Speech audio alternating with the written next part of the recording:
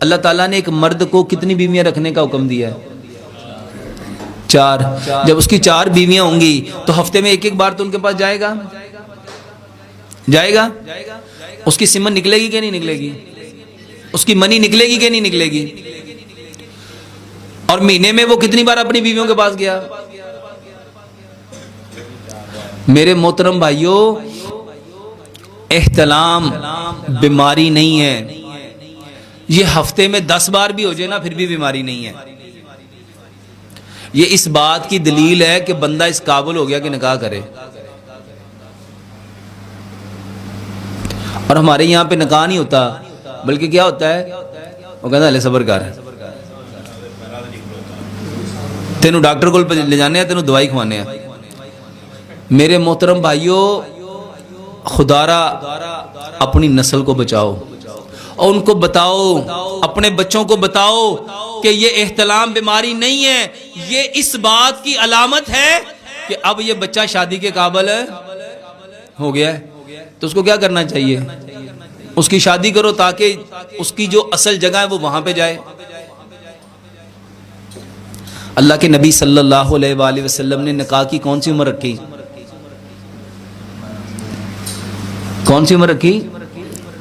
عمر رکھی جب بچہ بالغ ہو جائے اس کا نکاح کرو۔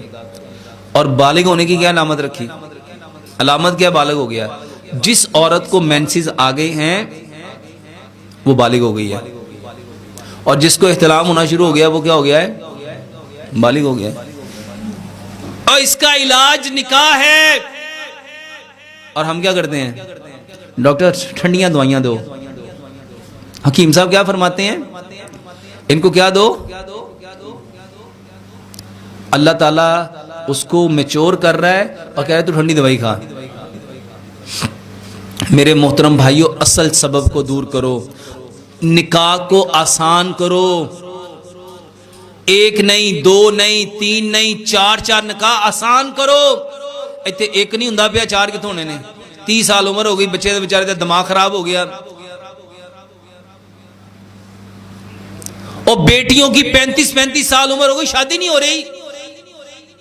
پیارے پیغمبر جناب محمد صلی اللہ علیہ وآلہ وسلم کا کیا فرمان ہے؟ پہلا مینسز اس کو ماں کے گھر میں آئے، دوسرا کس کے گھر میں آئے؟ خامند کے گھر میں۔ ایتھے ماشاءاللہ والاں چ چاندی آ گئی۔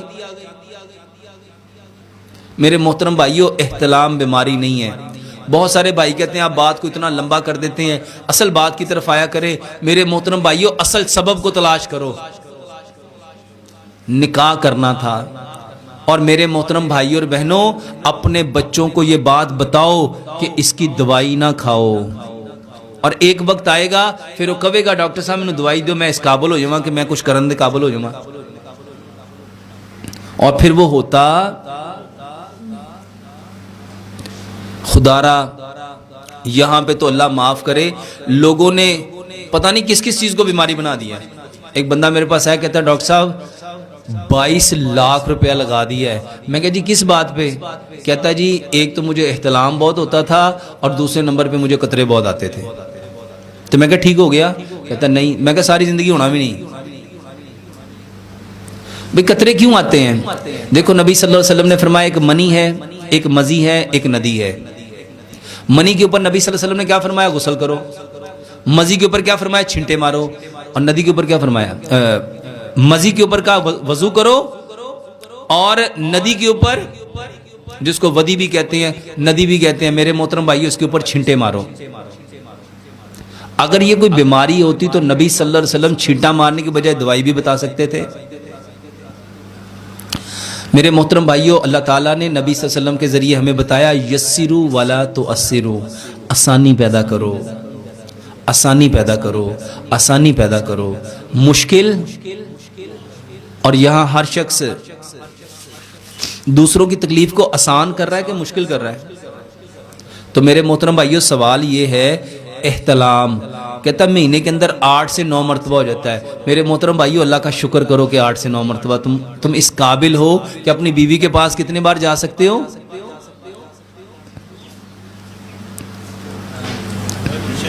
لیکن سچ بتاؤ ہم کیا سمجھتے ہیں؟ اور یقین جانو جب آپ اس چیز کو چاہو گے اور ملے گی پتہ ادو لگے گا کہ این دے میں علاج کرانا سی کہ اینو میں سنبھال کے رکھنا سی. اللہ تعالیٰ ہمیں عمل کی توفیق دے.